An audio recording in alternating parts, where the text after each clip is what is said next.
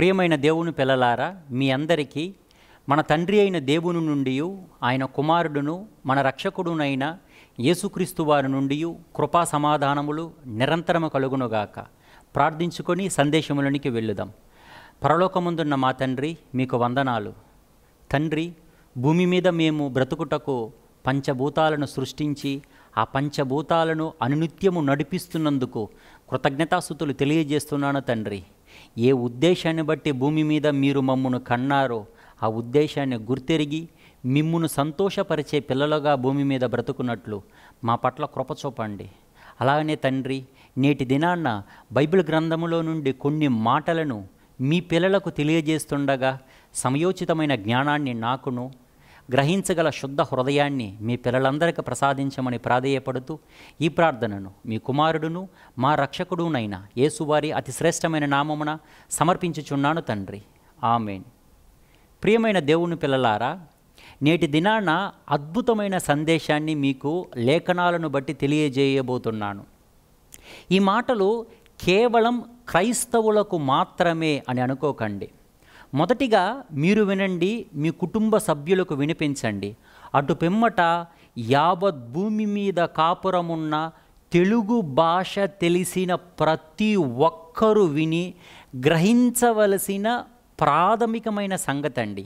ఈ విషయాన్ని తెలుసుకుంటేనే వాళ్ళు భూమి మీద దేవుడెవరు అన్న సంగతి, తామెందుకు పుట్టాము, ఎవరి కొరకు బ్రతకాలి, మరణం తర్వాత మరో లోకం ఉందా లేదా, అసలు దేవుడు ఉన్నాడా లేడా అన్న నగ్న సత్యాలు అర్థమవుతాయి. ఈ సంగతి అర్థము చేసుకోకపోతే సమస్తం శూన్యమే. కాబట్టి మొదటిగా మీరు మీ కుటుంబ సభ్యులతో పాటు వినండి. అటు పిమ్మట మీ చుట్టూ ఉన్న తెలుగు సమాజానికి ఈ మెసేజ్ దయచేసి షేర్ చేయండి. అటువంటి అద్భుతమైన సందేశాన్ని లేఖనాలను బట్టి నేటి దినాన తెలియజేయబోతున్నాను. ఆలోచిద్దాం ప్రియమైన దేవుని పిల్లలారా. ఆంథ్రోపాలజీ మానవ శాస్త్రం, సైకాలజీ మనస్తత్వ శాస్త్రం, ఎంబ్రియాలజీ పిండోత్పత్తి శాస్త్రం, గైనకాలజీ పునరుత్పత్తి శాస్త్రం, ఆబ్స్టెట్రిషియన్ ప్రసూతి వైద్యుడు వంటి శాస్త్రవేత్తల మెదడుకు అంతుపట్టని ఆశ్చర్యమైన సంగతులను వినూత్నమైన కోణంలో మీ మెదడుకు మేతగా లేఖనాలను బట్టి తెలియజేయబోతున్నాను. అదేనండి, ఓ మనిషి నీవెవరు. ఇది చెప్పిన వెంటనే లేక ఇది విన్న వెంటనే మీలో అనేకులు నన్ను ఇలాగని అపార్థం చేసుకుంటారు. ఏంటండి, మేము ఎవరమని సంగతి తెలియకయే ఇంతకాలము భూమి మీద బ్రతికామా? ఈ సందేశాన్ని బట్టి మీరు మమ్మును హేళనపరుస్తున్నారా అని అనుకోవచ్చు. దయచేసి ఎవ్వరు అపార్థం చేసుకోకండి. నేను ఈ మెసేజ్ పూర్తిగా చెప్పిన తరువాత లేక ఈ మెసేజ్ పూర్తిగా విన్న తరువాత మీకే అర్థమవుతుంది మిమ్మును హేళనపరచుటకు ఈ సందేశాన్ని తెలియజేశానా, లేకపోతే మీ మెదడుకు మేతగా ఉండునట్లు ఈ సందేశాన్ని తెలియజేశానా అనున్నది. కాబట్టి ప్రియమైన దేవుని పిల్లలారా, ఆలోచిద్దాం. ఓ మనిషి నీవెవరు అన్న సంగతిని. ఒకసారి ఈ సమాజాన్ని మీరు తొంగి చూచినట్లయితే ఎక్కడ చూసిన యుద్ధాలండి. గత 3 మాసాలుగా ఉక్రెయిన్ మరియు రష్యా మధ్య జరుగుతున్న యుద్ధం. ఎక్కడ చూసిన అణుబాంబులండి. ఎక్కడ చూసిన ప్రాణ నష్టం అండి, ఎక్కడ చూసిన ధన నష్టం అండి. ప్రపంచవ్యాప్తంగా ఎకనామీ డౌన్ అయిపోయిందండి. ప్రతి దేశంలో పెట్రోల్ యొక్క ధరలు పెరిగిపోయాయండి. పెట్రోల్ ధర పెరిగిపోతే మనిషి జీవనోపాధికి అవసరమైన ప్రతి వస్తువు యొక్క ధర పెరిగినట్లే కదా. కాబట్టి ఆ దేశాల మధ్య జరుగుతున్న యుద్ధాలను బట్టి నేడు ప్రపంచమే స్తంభించిపోయిందండి. ఎందుకు ఇలా జరుగుతుంది? అటువలే ప్రపంచంలో ఎక్కడ చూసినా దోపిడీలు, దొంగతనాలు, నరహత్యలు, మానభంగాలు, అబద్ధాలు, మోసాలు, కపటము, అకృత్య కార్యకలాపాలు ఎందుకు ఇలా జరుగుతున్నాయి? అసలు ఎందుకు మనిషి మనిషిగా బ్రతుకోలేకపోతున్నాడు? ఎందుకు ఒక మనిషి మరో మనిషిని దోచుకుంటున్నాడు, చంపుతున్నాడు, అతని యొద్ద ఉన్న ఆస్తులను అపహరించుకుంటున్నాడు? మరో విధానంలో నరజాతి నాశనం వైపు పరుగులెడుతుందండి. మరో విధానంలో చెప్పాలంటే స్వజాతి వినాశనం జరుగుతుందండి. దీనికి గల కారణం ఏంటి? మన చుట్టూ ఉన్న ప్రకృతిని ఆలోచించండి. ఏ జంతువైనా స్వజాతి వినాశనం కోరుకోవడం మీరు చూసారా? ఏ పక్షి అయినా స్వజాతి వినాశనం కోరుకోవడం చూసారా? ఏ ప్రాకిడి జీవైనా స్వజాతి వినాశనం కోరుకోవడం చూసారా? జలములలో ఉంటున్న ఏ చేపైనా లేక ఏ జీవైనా స్వజాతి వినాశనం కోరుకోవడం చూసారా? కానీ భూమి మీద కాపురమున్న ప్రతి మనిషి స్వజాతి వినాశనం కోరుకుంటున్నాడు. ఎంటైర్గా నర సమాజమే నాశనం వైపు పరుగులెడుతుందండి. ఇందుకు గల కారణాలలో ప్రథమమైన కారణం, తానెవరో, ఎందుకు పుట్టానో, ఎవరి కొరకు బ్రతకాలో, మరణం తర్వాత రాబోయే లోకాలేంటో అన్నది తెలియకపోవటమే.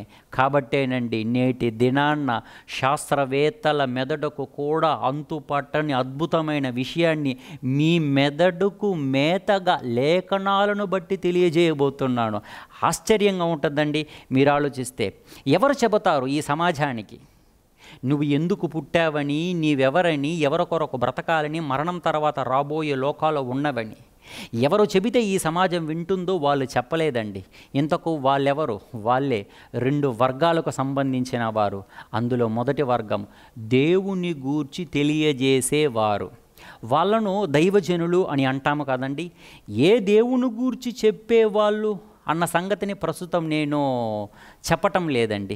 మొత్తానికి దేవుని గురించి చెప్పేవారు. దేవుని గురించి చెప్పారు, ఆ దేవునికి మనకు మధ్య గల సంబంధం చెప్పారు, ఆ దేవుని ఎందుకు నమ్మాలి అని చెప్పారు, నమ్మితే మనకు వచ్చే ప్రతిఫలం ఏంటి అని చెప్పారే కానీ ఆ దేవుని గూర్చి తెలుసుకోవాలన్న తపన కలిగిన నీవెవరు అన్నది చెప్పడం మరచిపోయారు. అందుకు గల కారణం వాళ్ళలో ఎక్కువ శాతం మందికి తానెవరో అన్న సంగతి తెలియదు.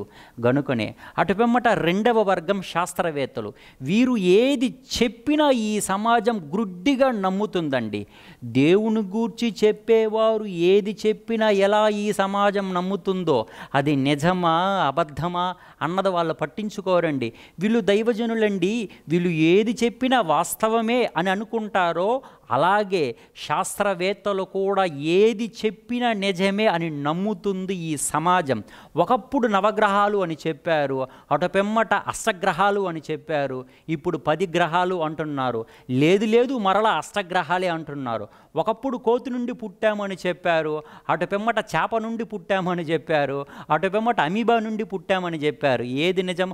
ఒకప్పుడు భూమి బల్లపరపుగా ఉంది అని చెప్పారు, అటు పిమ్మట భూమి గుండ్రంగా ఉందని చెప్పారు. ఏది నిజం? కాబట్టి ఏది నిజం అన్నది నిర్ధారణ చేసుకోకనే చెబుతున్న ఈ శాస్త్రవేత్తలు ఏది చెప్పినా నమ్ముతుందండి. ఈ నర సమాజం ఏది చెప్పినా నమ్ముతుంది. ప్రకృతిని గురించి పరిశీలన చేసి వాళ్ళు చెబుతున్న ప్రతిదాన్ని నమ్ముతుంది. కానీ ఆ శాస్త్రవేత్తలలో ఏ ఒక్కరూ ఎప్పుడైనను ఎక్కడైనను ప్రకృతిని అనుభవిస్తున్న నేనెవరు, లేక ప్రకృతిని పరిశీలిస్తున్న నేనెవరు అన్న సంగతులు చెప్పలేదండి. ఇందుకు గల కారణం శాస్త్రవేత్తలలో ఏ ఒక్కరికి కూడా తెలియదు తానెవరు అన్న సంగతి, ఎవరు పుట్టించారన్న సంగతి, ఎందుకు పుట్టించారన్న సంగతి, ఎవరి కొరకు బ్రతకాలన్న సంగతి. అదేనండి ఆశ్చర్యం. ప్రారంభంలో చెప్పాను కదా, శాస్త్రవేత్తల మెదడుకు సహితం అంతు చిక్కని అద్భుతమైన విషయాన్ని మీ మెదడుకు మేతగా లేఖనాలను అనుసరించి తెలియజేయబోతున్నానని. అది ప్రస్తుతం మనం ఆలోచిస్తున్నాం. ఓ మనిషి నీవెవరో? దీనిని బట్టి బైబిల్ గ్రంథంలో దేవుడు ఏమి రాశాడో అన్నదాన్ని చూడడానికి ముందు ఈ లోకాన్ని ఒక్కసారి మనం ఆలోచించి కొందరి దగ్గర ఈ ప్రశ్న వేశానండి. నా యొక్క మిత్రుల దగ్గర, ఒరేయ్ నీవెవర్రా అని అడిగాను. వాళ్ళలో కొందరు వాళ్ళ పేర్లు చెప్పారండి. ఆలోచించండి, నేను అడిగిన ప్రశ్నకు వాళ్ళు ఇచ్చిన సమాధానం సరియేనా? తప్పండి. వాళ్ళు ఎవరు అని నేను అడిగాను, మీ పేరేంటి అని నేను అడగలేదు. కానీ వాళ్ళేమో నా పేరు అబ్రహాము, నా పేరు దావీదు, నా పేరు మోషే, నా పేరు యేసు రక్తం అని చెప్పారండి. వాళ్ళెవరో చెప్పలేదు. మరికొందరి దగ్గరికి వెళ్ళి అడిగాను, ఒరే బాబు నువ్వు ఎవర్రా అని. వాళ్ళు నేను ఫలాని వాణ్ణి కుమారుణ్ణి, ఫలాని వాణ్ణి తమ్ముణ్ణి అని బంధరికం గురించి చెప్పారండి. నేను రిలేషన్షిప్ గురించి అడిగానా, నీవు ఎవరి కుమారుడవు, నీవు ఎవరి తమ్ముడవు అని రిలేషన్షిప్ గురించి అడిగానా? ఏమాత్రం కాదండి. నీవెవరు అని అడిగాను. ఈ ప్రశ్నను అతను అపార్థం చేసుకొని సరి అయిన సమాధానం ఇవ్వలేదండి. బంధుత్వం గురించి చెప్పాడు. అటుపిమ్మట మరికొందరి దగ్గరికి వెళ్ళాను. మీరెవరండి అని అడిగితే వాళ్ళ చేస్తున్న వృత్తుల గురించి చెప్పారు. కొందరైతే నేను అడ్వకేట్ అన్నారు, కొందరైతే నేను డాక్టర్ అన్నారు, కొందరైతే నేను ఇంజనీర్ అన్నారు, కొందరైతే నేను చార్టెడ్ అకౌంట్ అన్నారు, కొందరైతే నేను ఐటీలో పనిచేస్తున్నాను అన్నారు. మీరు ఏం వృత్తి చేస్తున్నారు అని అడిగానా? మీరెవరు అని అడిగానా? ఆలోచిస్తున్నారా? ఏంది వ్యంగ్యంగా ఉందా నేను చెబుతున్నది? అద్భుతమైన సందేశాన్ని మీకు తెలియజేయబోతున్నానండి. అద్భుతమైన సందేశాన్ని తెలియజేయబోతున్నాను. దయచేసి అశ్రద్ధగా ఎవరు వినకండి. శ్రద్ధతో వింటే మహాలోకానికి చేర్చే మాటలు ఈ సందేశంలో తెలియజేస్తానండి. కొందరు దగ్గరికి వెళితే వాళ్ళు అన్నారు, వాళ్ళు చేసే వృత్తుల గురించి చెబుతున్నారు. మీరు ఏ వృత్తి చేస్తున్నారు అని అడిగానా? అలా అడగలేదు. మీరెవరు అని అడిగాను. కానీ వాళ్ళేమో వాళ్ళ వృత్తుల గురించి చెప్పారు. మరికొందరి దగ్గరికి వెళితే వాళ్ళు కొంచెం అపహాస్యంగా నేను పురుషుణ్ణి, కంటికి కనబడలేదా అని అన్నారండి. నేను అడిగిన ప్రశ్న ఒక్కటే, కానీ 4 రకాలైన జవాబులు నాకు ఇచ్చారు. మొదటి వారేమో పేరు చెప్పారు, నేను పేరు అడగలేదు. ఒకవేళ పేరు పెట్టడానికి ముందు వాళ్ళు ఉన్నారు కదా, పుట్టిన తర్వాతే కదండి పేరు పెడతారు. పుట్టిన సంవత్సరానికి పెడతారు, లేకపోతే పుట్టిన వెంటనే పెడతారు. పుట్టిన వెంటనే కదా స్త్రీయా పురుషుడని తెలుస్తుంది, అటు పిమ్మటే కదా పేరు పెడతారు. కానీ తల్లి కడుపులో మనం ఉన్నామా? ఉన్నప్పుడు ఈ పేరుతో ఉన్నామా? ఏమాత్రం కాదు కదా. కాబట్టి నేను అడిగిన ప్రశ్నకు వాళ్ళు ఇచ్చిన జవాబు తప్పు. 2వ రకానికి సంబంధించిన వారు బంధత్వం గురించి చెప్తారు, అనగా రిలేషన్ గురించి చెబుతారు. ఆ రిలేషన్ వాళ్ళ కాకముందు వాళ్ళు ఉన్నారు కదా, అంతే కదా. ఇతనికి నేను కుమారునిగా పుట్టకముందు ఉన్నాను, ఈవిడకు నేను కుమారునిగా పుట్టకముందు ఉన్నాను, ఇతనికి నేను తమ్ముడుగా పుట్టకముందు ఉన్నాను. మొత్తానికి రిలేషన్కు ముందు మనం ఉన్నాము కదా. రిలేషన్ మనం ఎలా కాగలము? వాళ్ళు ఇచ్చిన జవాబు కూడా తప్పేనండి. అటు పిమ్మట వృత్తుల గురించి చెప్పారు. చదువుకుంటే వచ్చేది వృత్తి అండి. BE చేస్తే ఇంజనీర్ కాగలరు, MBBS చేస్తే డాక్టర్ కాగలరు, LLB చేస్తే అడ్వకేట్ కాగలరు, CA చేస్తే చార్టెడ్ అకౌంట్ కాగలరు, అంతే కదా. ఆ చదువు చదవడానికి ముందు వాళ్ళు ఉన్నారా లేరా? ఖచ్చితంగా ఉన్నారు కదా. ఇకపోతే నేను అడిగిన ప్రశ్నకు వాళ్ళు ఇచ్చిన జవాబు సరి అంటారా? ఏమాత్రం కాదండి. 4వ వారు వీళ్ళు ఒక విచిత్రమైన లోకానికి సంబంధించిన వారు. నువ్వు ఎవడరా అని అంటే నేను పురుషుండ్రా, నేను మగవాడినిరా అని అన్నారు. నిజమేనా? మగవాడా? ఏంటండి? తల్లి గర్భములో నుండి మనం ఈ అవయవాలు ధరించుకుంటాము, తండ్రిలో నుండి బయలుదేరి. అలా బయలుదేరిన వెంటనే మొదటి మాసంలో పురుషుడా అతను తన తల్లి గర్భములో, 2వ మాసానికి పురుషుడా, 3వ మాసానికి పురుషుడా? ఒకవేళ 2వ మాసంలో పిండముగా జారిపోయి ఉంటే పురుషుడు స్త్రీ అని నిర్ధారణ చేసేవారా? ఏమాత్రం కాదు కదా. కాబట్టి ఈ యొక్క స్త్రీ పురుషుడు అన్న అవయవాలు తల్లి గర్భంలో ప్రారంభము నుండి వచ్చినవి కావు, మధ్యలో వచ్చినవి. మధ్యలో వచ్చినవి తాను ఎలా కాగలడండి? కాబట్టి నేను అడిగిన ఒక్క ప్రశ్నకు 4 వర్గాలకు సంబంధించిన వారు పలు రకాలైన జవాబులు ఇచ్చినను ఆ జవాబులలో ఏ ఒక్కటి సరి అయిన జవాబు కాదు. ఎంతకు నీవెవరు, నేనెవరు? ఆశ్చర్యంగా ఉంది కదా. తెలుసుకోవాలి అని ఆతురత పడుతున్నారు కదా. ఏంటి దీన్ని గూర్చి బైబిల్ ఏమి చెబుతుంది అని ఎదురు చూస్తున్నారు కదా. అద్భుతమైన ఒక సందర్భాన్ని మీకు చెప్పి లేఖనాల్లోకి వెళదామండి. మీరు నన్ను చూస్తున్నారు కదా. నన్ను చూసిన వెంటనే సుమన్ మావులూరి బ్రదర్ అని అంటారు. ఒకవేళ నేను మరణించాను అని కొంతసేపు అనుకోండి, దయచేసి ఎవరు తప్పుగా అనుకోకండి, కొంతసేపు అలాగ అనుకోండి. నన్ను ఫ్రీజర్ బాక్స్లో పెట్టి మా ఇంటి ముందు ఒక టెంట్ వేసి మా తల్లి, మా తండ్రి, మా భార్య, మా తోబుట్టువులు, మా బంధువర్గం అంతా ఏడుస్తూనే ఉన్నారు. చుట్టుప్రక్కల ప్రాంతాలలో ఉన్నవారు కూడా బ్రదర్ సుమన్ మావులూరు చనిపోయాడండి, అంతిమక్రియలకు మనం వెళ్ళి వద్దామని చెప్పి వచ్చారు. అలా వచ్చినప్పుడు నా బంధుమిత్రులు కానివ్వండి, నా తల్లిదండ్రులు కానివ్వండి, నా భార్య కానివ్వండి, నా అన్నదమ్ములు కానివ్వండి ఒక మాటను ప్రయోగిస్తారు. సుమన్, ఎందుకు మమ్ముని విడిచి వెళ్ళిపోయావు అర్ధాంతరంగా? నీవు తిరిగి రావా? తిరిగి రాని లోకానికి వెళ్ళిపోయావా అని ఏడుస్తూనే ఉంటారు. వచ్చిన వాళ్ళు కూడా ఒక పదజాలను ప్రయోగిస్తారండి. సుమన్ మావులూరు ఎప్పుడు చచ్చిపోయాడు? చచ్చిపోయాడు, ఎలా చచ్చిపోయాడు, ఎప్పుడు చచ్చిపోయాడు? ఈ మాటలు బహుశా మీరు కూడా అనేక సార్లు ప్రయోగించారు.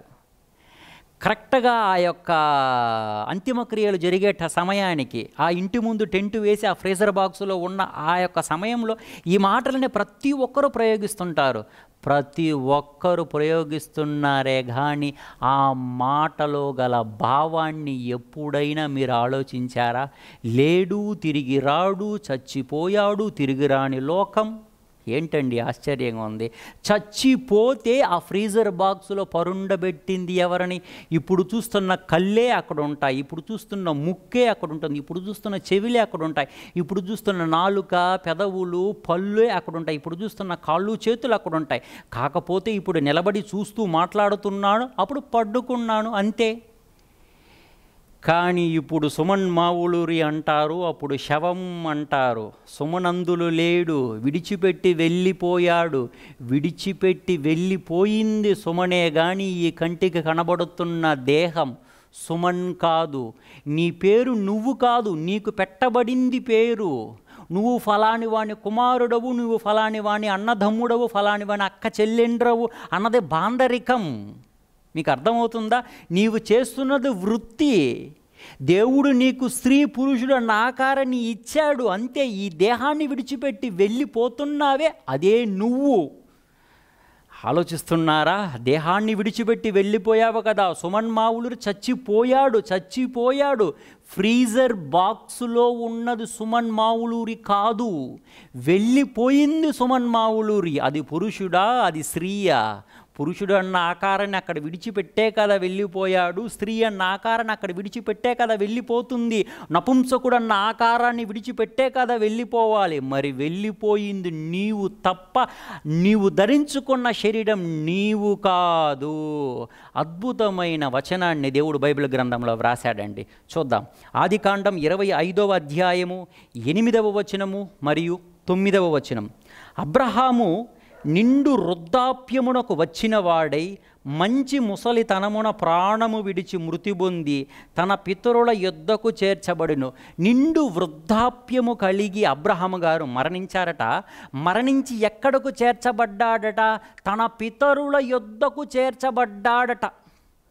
ఆలోచిస్తున్నారా? అబ్రహాము తన పితరుల యొద్దకు చేర్చబడ్డాడట. ఎవరు ఆ పితరులో? భవిష్యత్తులో నేను మీకు తెలియజేస్తానండి. మొత్తానికి నీతిమంతుల కొరకు సిద్ధపరచబడిన స్థలమే పితరులు చేరు స్థలం. ఆలోచిస్తున్నారా? ఆ నీతిమంతుల యొద్దకు చేర్చబడ్డాడట. 9వ వచనం ఆశ్చర్యంగా ఉంటుందండి. హిత్తీయుడైన సోహరు కుమారుడగు ఎఫ్రోను పొలమందలి మక్ఫేలా గుహలో అతని కుమారులగు ఇస్సాకును ఇస్మాయేలును అతని పాతిపెట్టిరి. 8వ వచనములో ఏముందంటే తన పితరుల యొద్దకు చేర్చబడ్డాడట.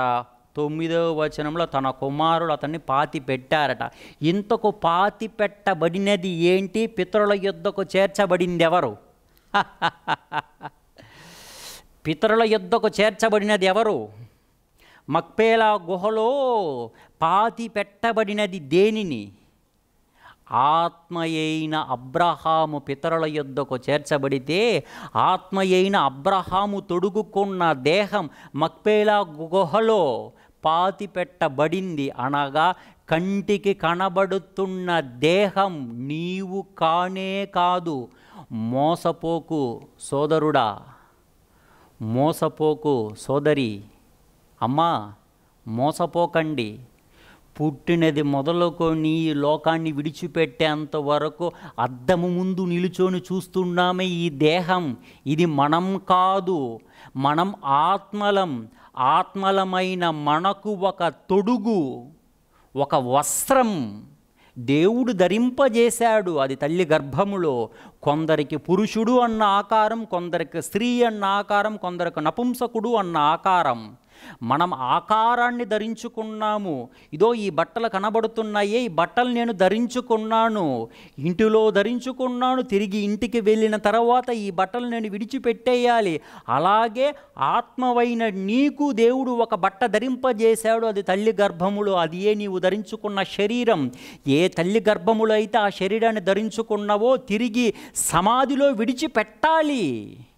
నీవు ఆ శరీరాన్ని కాదు. నీవు ఆ శరీరాన్ని కాదు. అబ్రహాము గారు నిండు వృద్ధాప్యము కలిగి మరణించి తన పితరుల యొద్దకు చేర్చబడ్డాడట. ఆత్మ అయిన అబ్రహాము తొడుగుకున్న పురుషుడు అన్న దేహం గుహలో పాతిపెట్టబడింది. ప్రియమైన దేవుని పిల్లలారా, నీవెవరో? పేరు నీవు కాదు, బాంధరికం నీకు సంబంధించింది నీవు కాదు, వృత్తి నీవు చేస్తున్నది నీవు కాదు, లింగభేదం నీకు ఇవ్వబడింది నీవు కాదు.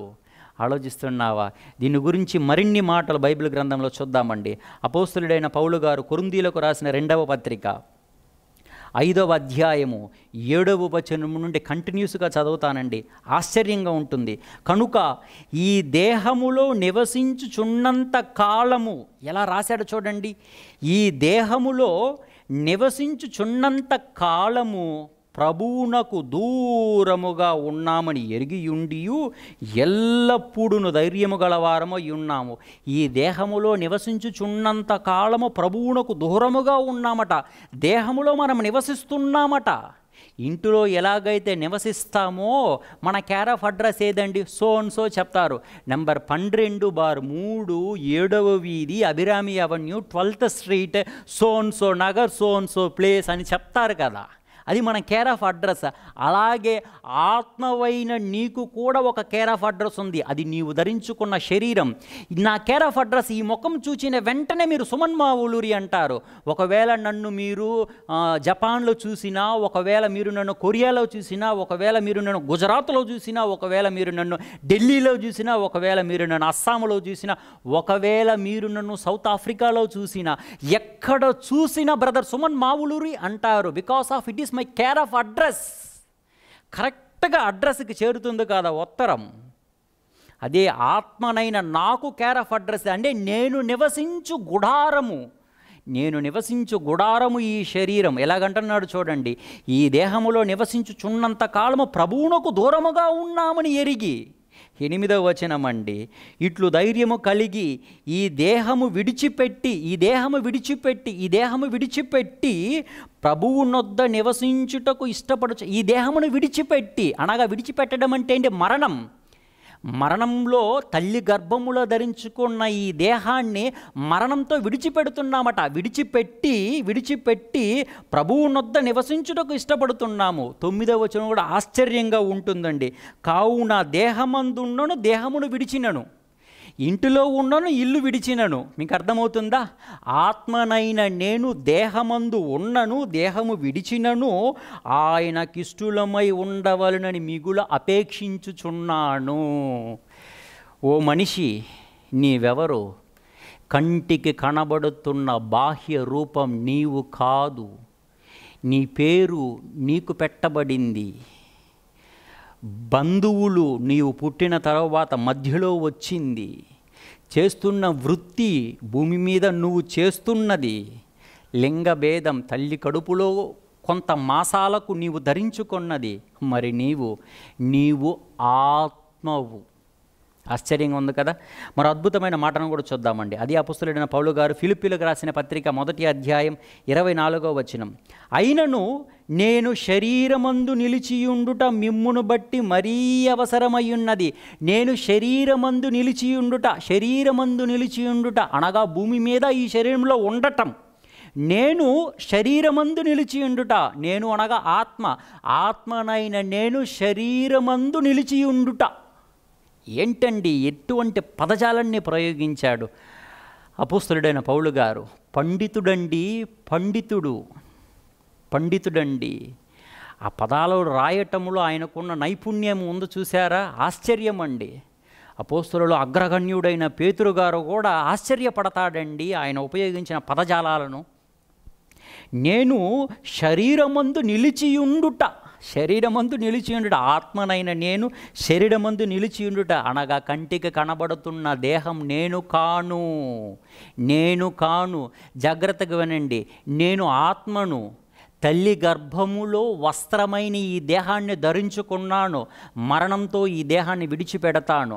ఆత్మనైన నేను ఈ దేహంలో ఉంటే ఈ కళ్ళు చూస్తుంది, ఈ చెవులు వింటుంది, ఈ నాలుక అటు ఇటు తిరుగుతుంది, ఈ పెదవులు కదులుతుంది, ఈ వ్రేళ్ళు కదలిక శక్తి ఉంటుంది, ఈ కాళ్ళకు నిలబడే బలం ఉంటుంది. అనగా ఆత్మనైన నేను బాహ్య రూపాన్ని కానివ్వండి, అంతర్గత అవయవాలను కానివ్వండి బ్రతికింపజేస్తున్నాను.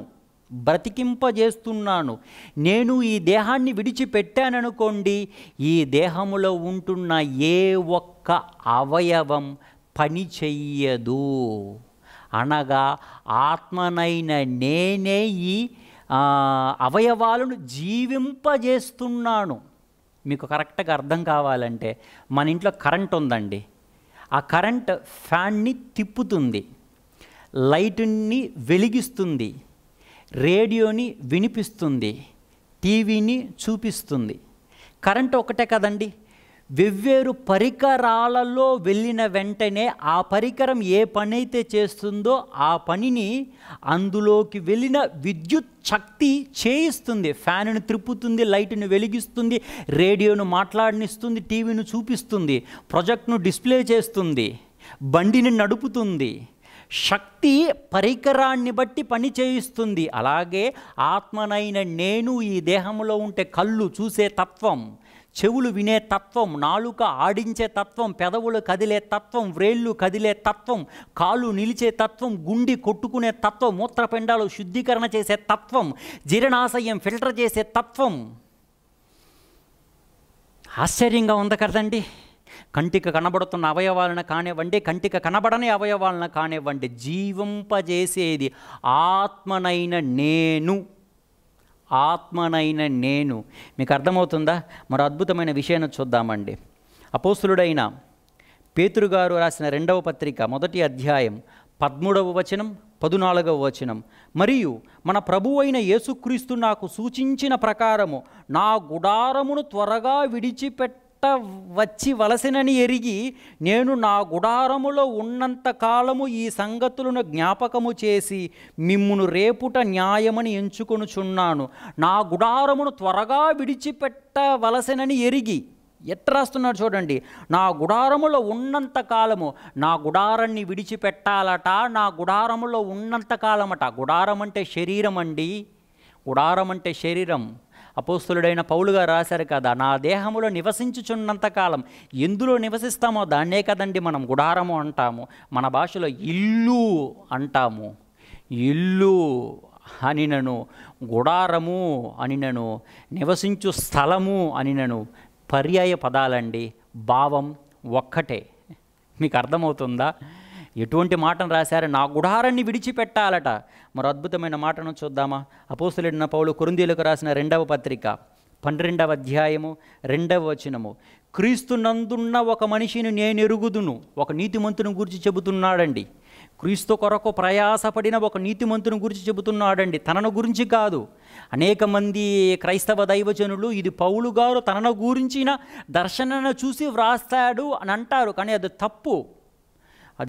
భవిష్యత్తులో దీనిని గురించిన వివరణను మీకు తెలియజేస్తానండి. అంతకుముందు క్రీస్తునందున్న ఒక మనిషిని నేను ఎరుగుదును, అతడు 14 సంవత్సరముల క్రిందట 3వ ఆకాశమునకు కొనుపోబడిను. అటు వెమ్మట రాయబడిన మాటలు అద్భుతంగా ఉంటుందండి. అతడు శరీరముతో కొనుపోబడెనో నేనెరుగను, శరీరము లేక కొనుపోబడెనో నేనెరుగను, అది దేవునికే తెలియను. పరదేశులకు వెళ్ళాడట, అది 3వ ఆకాశంలో ఉందట. అలా వెళ్ళిన ఆ నీతిమంతుడు శరీరముతో కొనుపోబడ్డాడు. ఆత్మవైన అతడు శరీరముతో కొనుపోబడ్డాడు, ఆత్మ అయిన అతడు శరీరం లేక కొనుపోబడ్డాడో అతనికి తెలియదట. ఏంటండి ఎలా డివైడ్ చేశాడు? అనగా కంటికి కనబడుతున్న దేహం మీరు కాదు. మీకు అర్థమవుతుందా? నేను పురుషుడు అని అనుకున్నావు గనుకనే నీవు విర్రవీగుతున్నావు. ఈ సమాజంలో మానభంగాలు అందుకే జరుగుతున్నాయండి. నేను స్త్రీని అనుకుంటున్నావు కనుకనే బాధపడి కుమిలిపోతున్నావు. నాకు 50% అధికారాన్ని హక్కులను ఇవ్వండి అని నేటికి సమాజంలో పోరాడుతున్నావు. ఓ సహోదరి, నీవు ధరించుకున్నది స్త్రీ అన్న ఆకారమే కానీ నీవు స్త్రీ కాదు. ఓ సహోదరుడా, నీవు ధరించుకున్న ఆకారము పురుషుడే గాని నీవు పురుషుడవు కాదు. మీరు ఆత్మలు, సర్వేశ్వరుని కుమార్తెలు. దేవుడు పరమాత్ముడైతే ఆ పరమాత్మునిలో నుండి ఉద్భవించిన ఆత్మలు మీరు. మీకు స్త్రీ అన్న ఆకారం ఇవ్వబడింది, మీకు పురుషుడన్న ఆకారం ఇవ్వబడింది, మీకు నపుంసకుడు అన్న ఆకారం ఇవ్వబడింది. మీరు ఆలోచిస్తున్నారా? శ్రద్ధగా వినండి, అద్భుతమైన మాటలు కదా. ఈ సమాజంలో కొందరికే తెలుసండి ఈ సంగతులు, అందరికీ తెలియవండి. మీరు మీ కుటుంబ సభ్యులతో పాటు మీరు వినండి, మీ చుట్టూ ఉన్న సమాజానికి వినిపించండి. ప్రపంచ దేశాలలో మీకు ఎందరైతే తెలుగు వాళ్ళు తెలుసో వాళ్ళందరికీ ఈ మెసేజ్ని షేర్ చేయండి. విని వాళ్ళు కూడా తెలుసుకొని గ్రహించి వాటి ప్రకారం బ్రతకాలని నేను ఎదురు చూస్తున్నాను, మీరు ఎదురు చూస్తున్నారు. మనలను కన్న మన తండ్రి అయిన దేవుడు ఎదురు చూస్తున్నాడండి. ఎందరో నీతిమంతులు ఎదురు చూస్తున్నారు. మరొక అద్భుతమైన మాటను చూద్దామా? దానియేలు గ్రంథం 7వ అధ్యాయము 15వ వచనము. నాకు కలిగిన దర్శనములు నన్ను కలవరపరచుచున్నందున దానియేలను నేను నా దేహములో మనోదుఃఖము గలవాడనైతిని. దానియేలను నేను నా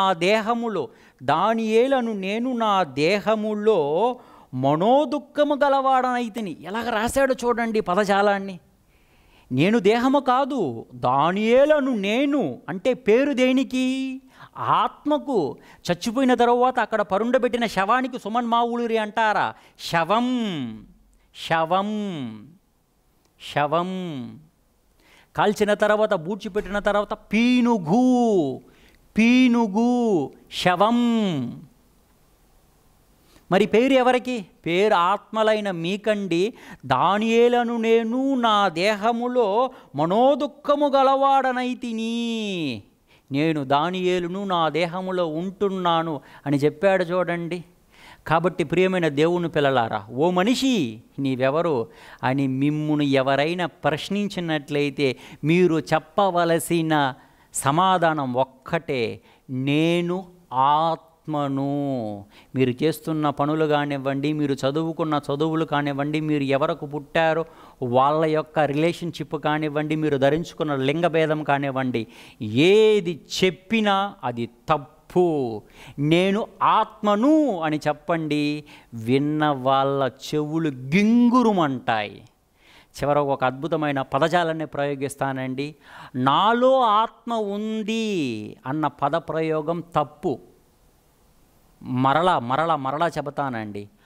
నాలో ఆత్మ ఉంది అన్న పదాన్ని ఈ సమాజంలో ఉంటున్న అనేకులు ప్రయోగిస్తారు. నాలో ఆత్మ ఉందండి, నాలో ఆత్మ ఉందండి, నాలో ఆత్మ ఉంది అండి అని. ఆ పద ప్రయోగమే తప్పండి. ఆ ఆత్మను నేను అన్న పద ప్రయోగమే సరి. మీకు అర్థమవుతుందా ఈ రెండు సెంటెన్స్ యొక్క డిఫరెన్స్? నాలో ఆత్మ ఉంది అంటే నీవెవరు? Meaningless sentence. ఆత్మనే నేను అంటే మీనింగ్ఫుల్ సెంటెన్స్. మీకు అర్థమవుతుంది కదా? మీ చుట్టూ ఉన్న సమాజంలో అందరికీ, తెలుగు భాష తెలిసిన అందరికీ, ఒక్క క్రైస్తవులకు మాత్రమే కాదు, అందరికీ షేర్ చేయండి. మరొక అద్భుతమైన సంగతిని కూడా మీకు చెబుతానండి. ఈ సమాజంలో ప్రతి ఒక్క క్రైస్తవుడు దీనిని నమ్మడండి. ఖచ్చితంగా మనం ఎంత చెప్పినా కొందరు నమ్మరండి. అలాంటి వాళ్ళల్లో ఒక తెగవారు ఉన్నారు. వాళ్ళే యెహోవా సాక్షులు. మీ చుట్టూ బహుశా వీళ్ళు ఉండొచ్చండి. వాళ్ళను నేను హేళన చేయటం లేదండి. వాళ్ళు కూడా దేవుని కుమార్తెలే.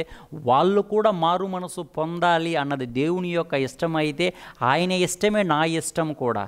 కాబట్టి వాళ్ళను హేళన పరిచేటట్లు ఈ యొక్క పదప్రయోగాలను ఉపయోగించటం లేదండి. ఒకవేళ ఈ మాటలు వింటున్న వారిలో యెహోవా సాక్షులకు సంబంధించి ఉంటే దయచేసి మీరు కూడా ఆలోచించండి.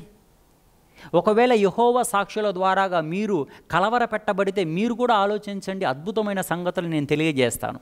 బైబిల్ గ్రంథం తెల్లగా చెప్పింది కదా, ఓ మనిషి నీవెవరు అన్న ప్రశ్నకు నేను ఆత్మను, నేను పురుషుడను కాను, నేను స్త్రీని కాను, నేను నపుంసకుడను కాను, ఆత్మ అయిన నాకే పేరు పెట్టబడింది.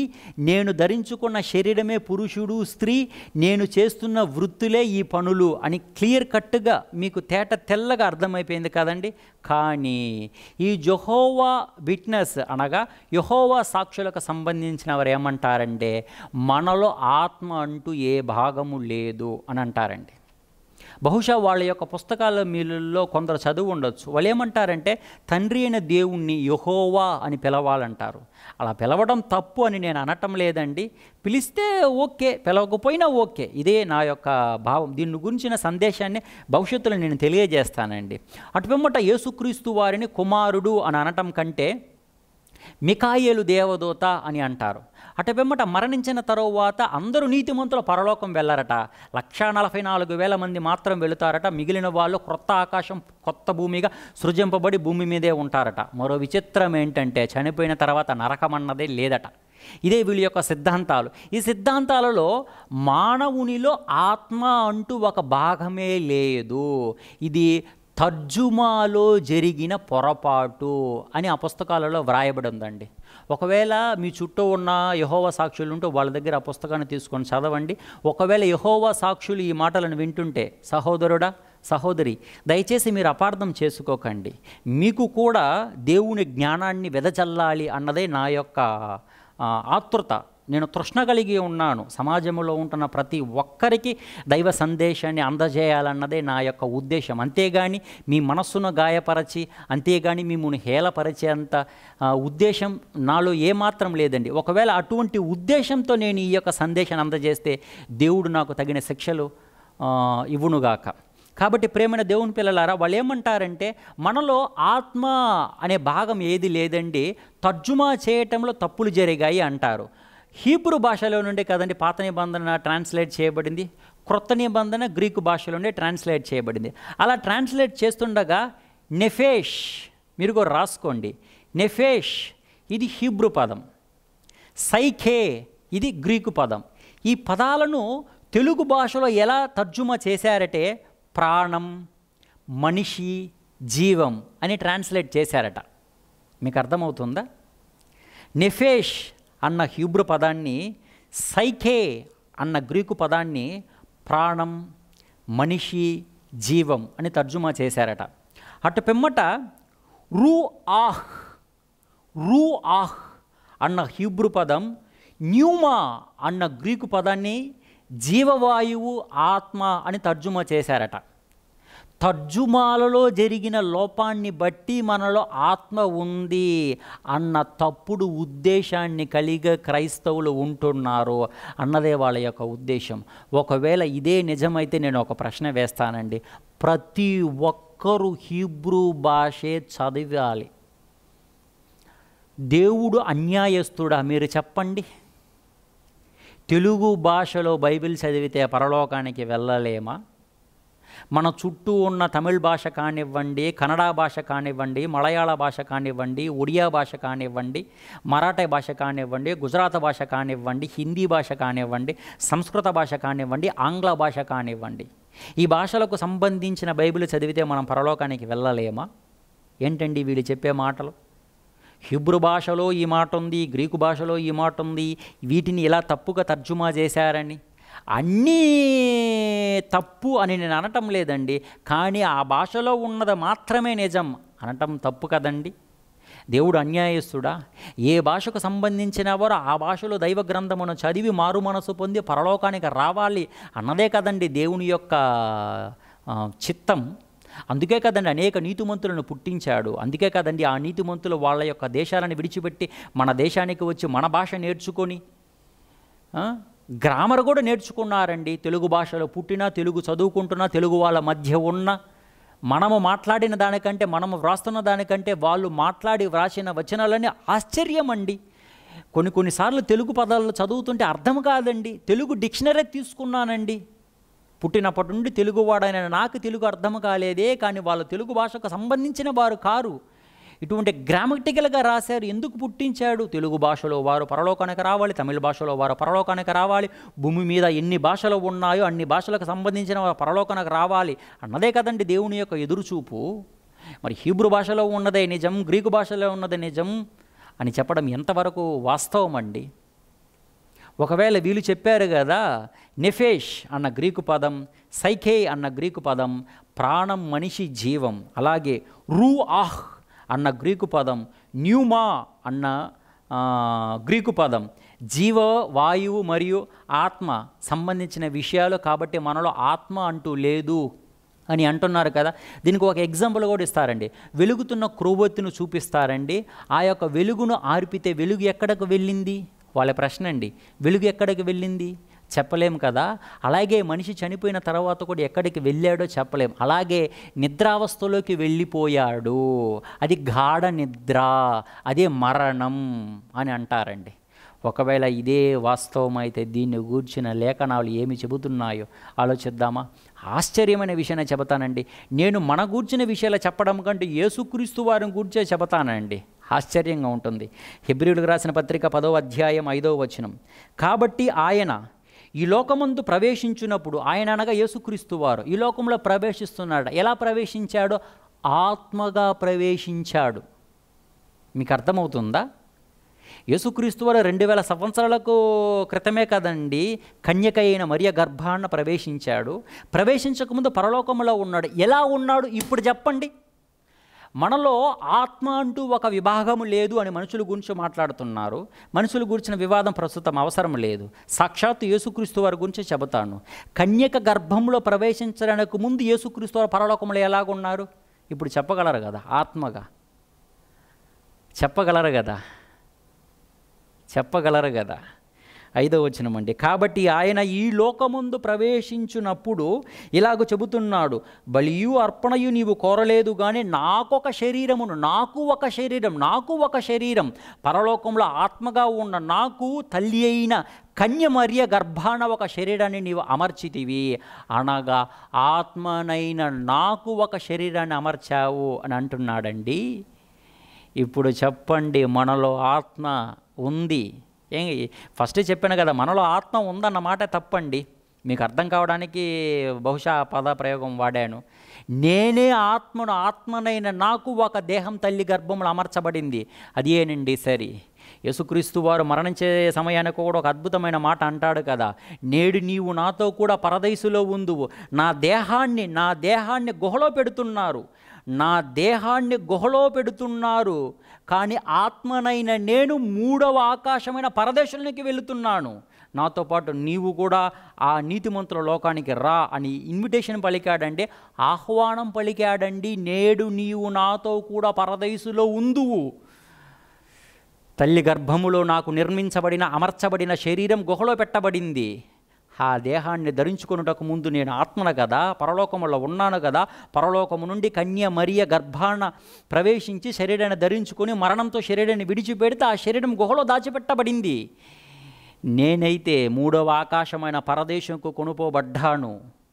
ఎలా చెప్పాడో చూడండి. కాబట్టి ప్రియమైన దేవుని పిల్లలారా, ఓ మనిషి నీవెవరు అని మీతో ఎవరైనా ప్రశ్నిస్తే నేను ఆత్మను అని చెప్పండి.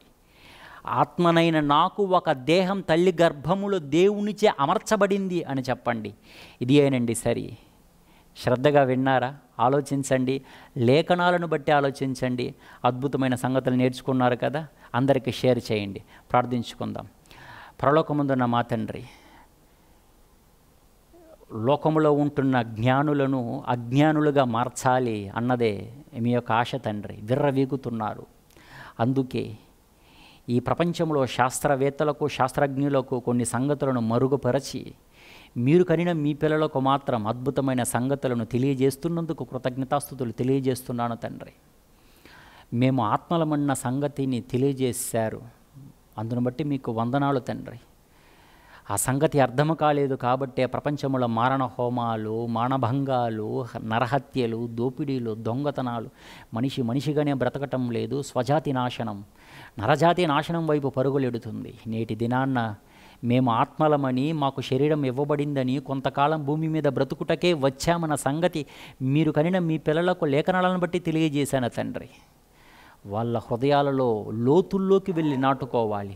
అపవాది వచ్చి నాటబడిన విత్తనాలను ఎత్తుపోకుండునట్లు మీ పిల్లలను కొంతకాలం భద్రపరచండి తండ్రి. వాళ్ళు ఎదిగేంత వరకు భద్రపరచమని ప్రాధేయపడుతున్నాను.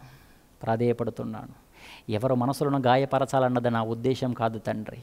ఈ సమాజానికి లేఖనాలలో మీరు ఏమైతే నిక్షిప్తపరచారో ఆ యొక్క సంపదను వెదజల్లాలి అన్నదే నా ఉద్దేశం. అందుకే మీరు కనిన మీ పిల్లలకు ఈ మాట